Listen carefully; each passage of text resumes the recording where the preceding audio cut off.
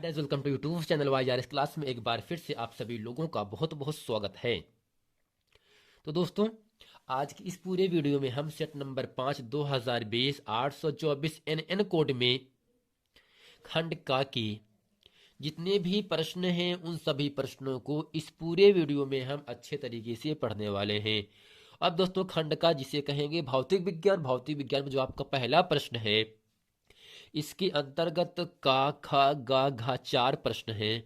और दोस्तों, प्रश्न नंबर दूसरे में खंड ख और खंड गा, यहाँ पर भी दोस्तों आपका 3 खंड है।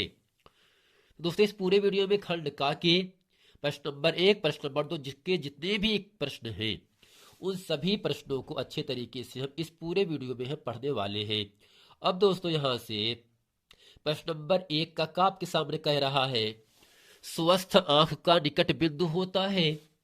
अर्थात दोस्तों, जब आंख में कोई दोष ना पाया गया हो, ना तो निकट दृष्टि दोष, ना ही दूर दृष्टि दोष और ना ही जरा दृष्टि दोष।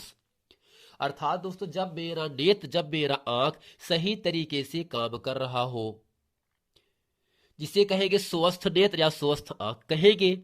स्वस्थ आंख का निकट बिंदु होता है, यानी पास का बिंदु कितना होता है। ऑप्शन पहला है 25 सेंटीमीटर, दूसरा है 50 सेंटीमीटर, तीसरा है 100 सेंटीमीटर, चौथा है अनंत। दोस्तों, हम आपको यह बताना चाहते हैं, स्वस्थ आंख का निकट बिंदु इन चारों ऑप्शन में ऑप्शन नंबर आपका पहला सही है, 25 सेंटीमीटर। अर्थात दोस्तों, अगर स्वस्थ आंख का निकट बिंदु पूछेगा तो 25 सेंटीमीटर कह देना। अगर स्वस्थ आंख का दूर बिंदु कहेगा, निकट के लिए 25 सेंटीमीटर और दोस्तों दूर बिंदु के लिए अनंत होता है, जो कि ऑप्शन नंबर आपके यहां से चौथा हो जाएगा। और दोस्तों, चौथा ऑप्शन अनंत कब होगा?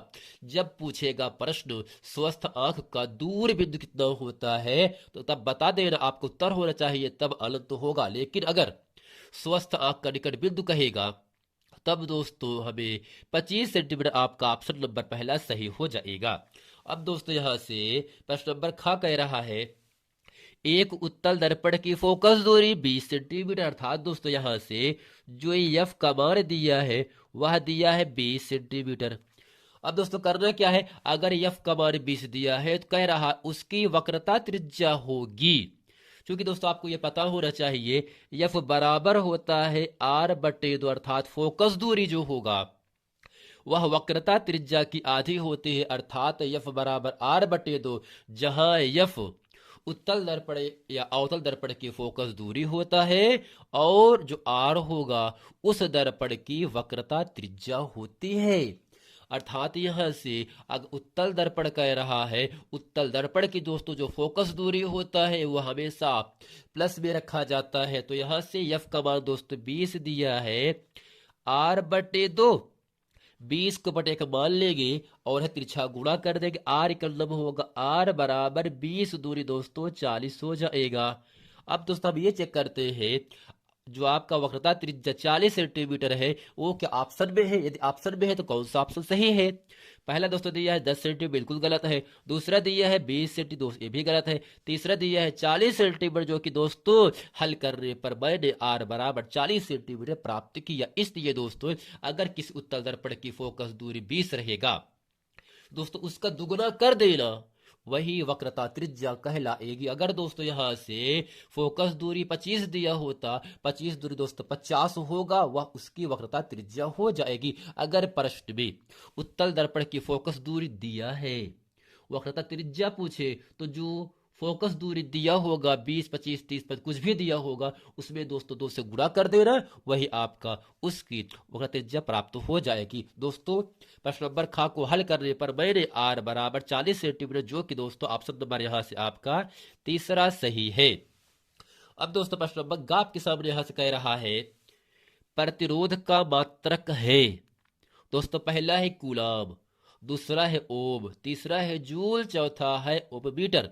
दोस्तों, हम आपको यह बता देना चाहते हैं, कूलाम जो होगा वह वैद्युत आवेश का मात्रक होता है और दोस्तों यहाँ से जो जूल होगा वह कार्य का मात्रक होता है, लेकिन जो आपका ओम होगा यह दोस्तों प्रतिरोध का मात्रक होगा। अर्थात जो प्रतिरोध का मात्रक होता है वह दोस्तों इन चारों ऑप्शन में ऑप्शन नंबर आपका दूसरा सही है, ओम। अर्थात प्रतिरोध का मात्रक ओम होता है, वैद्युत आवेश का मात्रक कूलाम होता है, और दोस्तों ऊर्जा का मात्रक जूल होगा, या कार्य का मात्रक दोस्तों जूल होता है।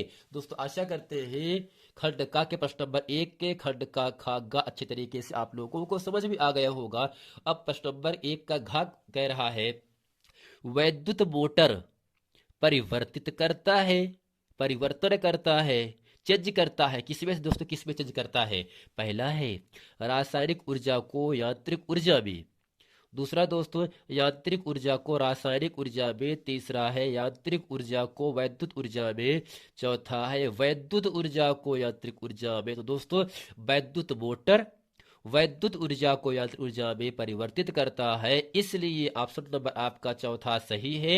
वैद्युत मोटर परिवर्तित करता है, वैद्युत ऊर्जा को यांत्रिक ऊर्जा में परिवर्तित करता है दोस्तों, जो कि आपका ऑप्शन नंबर यहां से चौथा सही है। अब दोस्तों प्रश्न नंबर दूसरे का क्या कह रहा है? क्या दोस्तों कह रहा है आपका, क्या कह रहा है यहां से, किसी अंतरिक्ष यात्री को किसी अंतरिक्ष यात्री को आकाश काला क्यों प्रतीत होता है?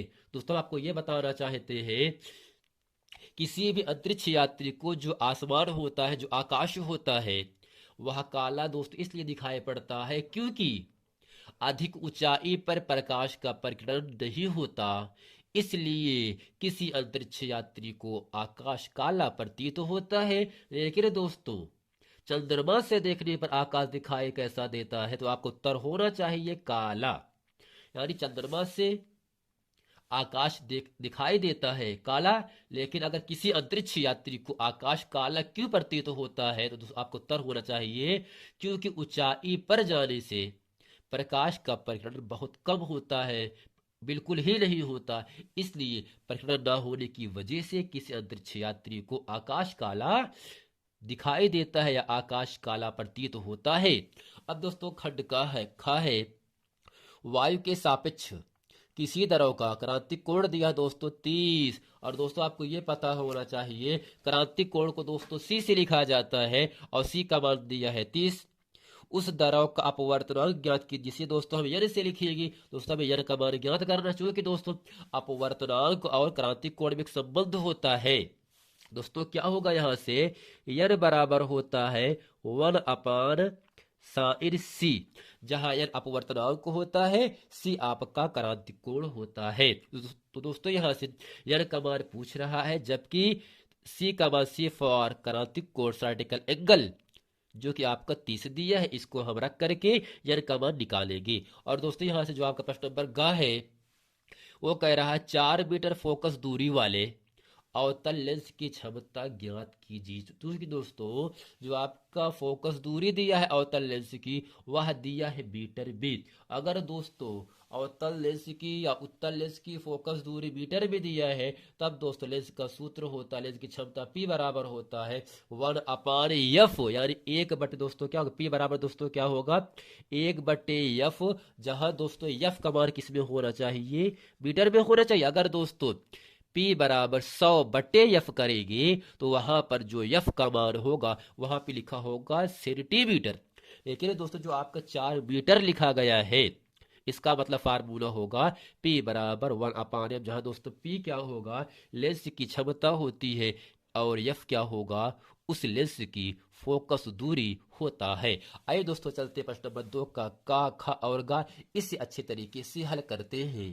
तो दोस्तों प्रश्न कह रहा है किसी अंतरिक्ष यात्री को आकाश काला क्यों प्रतीत होता है? इसके उत्तर भी लिखेंगे क्योंकि अधिक ऊंचाई पर क्योंकि अधिक ऊंचाई पर अधिक ऊंचाई पर अधिक ऊंचाई पर प्रकाश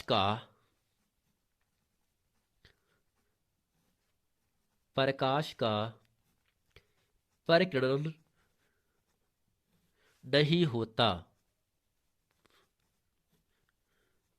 नहीं होता है।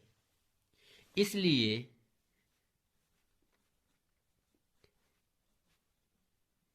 इसलिए किसी अंतरिक्ष यात्री को किसी अंतरिक्ष यात्री को अंतरिक्ष यात्री को आकाश काला प्रतीत होता है। आकाश काला प्रतीत होता है। दोस्तों ये आपका है सेट नंबर 5 2020 824 एन कोड का प्रश्न नंबर 2 का प्रश्न नंबर का पहला का उत्तर हो गया। अब दोस्तों यहां से दूसरा आपका कह रहा है वायु के सापेक्ष किसी द्रव का क्रांतिक कोण 30 अंश है। अर्थात दोस्तों यहां पे लिखेगी दिया है क्रांतिक कोण सी बराबर दिया है दोस्तों 30, जहां दोस्तों सी क्या होगा आपका सर्टिकल एंगल होता है।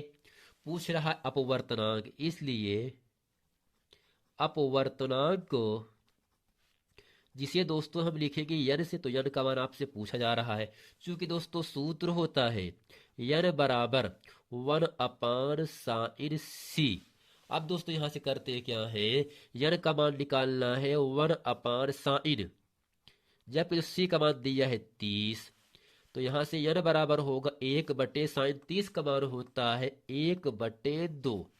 अब करते क्या है, 2 का दोस्तों ऊपर 1 भी गुणा होगा तो यन बराबर होगा 2 इकलम, दोस्तों इस 2 का 1 भी गुणा होगा 2 इकलम 2/1। और दोस्तों किसी भी संख्या में 1 से डिवाइड करने पर, 1 से भाग करने पर वही संख्या प्राप्त होता है। दोस्तों आशा करते हैं यन बराबर 2 अपवर्तनांक होगा। चूंकि दोस्तों अपवर्तनांक का मात्रक होता नहीं, तो यही दोस्तों यन बराबर 2 इस पूरे प्रश्न का उत्तर हो जाता है। अब दोस्तों प्रश्न नंबर 2 का गा कह रहा है 4 मीटर फोकस दूरी वाले अवतल लेंस की क्षमता ज्ञात कीजिए। अब चूंकि यहां से दोस्तों दिया क्या है, अवतल लेंस की फोकस दूरी, चूंकि अवतल लेंस की अवतल लेंस की फोकस दूरी जिसे दोस्तों स्मॉल एफ से लिखेंगे। और दोस्तों एफ का मान कितना दिया है, यहां से दिया है 4 मीटर। दोस्तों आप केवल जब क्षमता की बात कहेगा तो केवल इसका जो मात्रक होगा फोकस दूरी का मीटर में है, और या आपको देखना है सेंटीमीटर में है। तो दोस्तों पूछ क्या रहा है, अवतल लेंस की क्षमता ज्ञात कीजिए। इसलिए अवतल लेंस की क्षमता जिसे दोस्तों लिखेंगे हम P से, और दोस्तों P बराबर होगा यहां से 1/f, जहां दोस्तों f का मान किसमें होगा सेंटीमीटर, f का मान दोस्तों होगा मीटर में। अगर दोस्तों यहां से f का मान दिया होता सेंटीमीटर में, तब दोस्तों P बराबर हो जाता 100/f, जहां f का मान होगा सेंटीमीटर में। चूंकि दोस्तों जो आपका फोकस दूरी f का मान दिया है वह दिया है मीटर में, इसलिए सूत्र होगा 1/f, जहां f का मान मीटर में है। अब यहां से होगा P बराबर 1/, दोस्तों f का मान दिया है 4। अब करते क्या है, आगे लिखेंगे मीटर। अब दोस्तों 1 में 4 से भाग कर देंगे तो आपका यहां से उत्तर हो जाएगा 0.25। और दोस्तों लेंस की क्षमता का मात्रक होता है डायोप्टर, जिसे डी से लिखा जाएगा, या दोस्तों इसे हिंदी में लिख देंगे डायोप्टर। दोस्तों आशा करते हैं सेट नंबर 5 2020 824 एन कोड का प्रश्न नंबर 1 प्रश्न नंबर 2 के जितने भी बहुविकल्पी और अतिलघुत्तरीय के महत्वपूर्ण प्रश्न हैं वह सभी प्रश्न आप लोगों को अच्छे तरीके से समझ में आ गया होगा। मिलते हैं दोस्तों नेक्स्ट वीडियो में, तब तक के लिए थैंक यू।